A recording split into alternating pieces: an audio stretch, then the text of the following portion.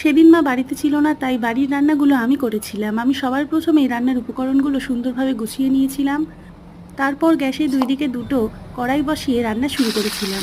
প্রথমেই রান্না করে নিয়েছিলাম কাঁচকলা দিয়ে মাছের পাতলা ঝোল।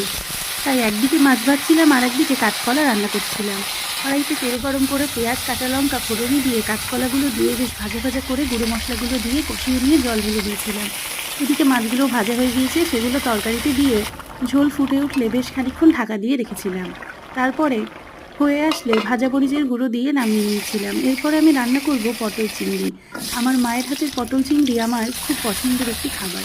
আমি যতই ভালো করে পটল চিংড়ি রান্না করি না কেন, মায়ের মতো হয় না।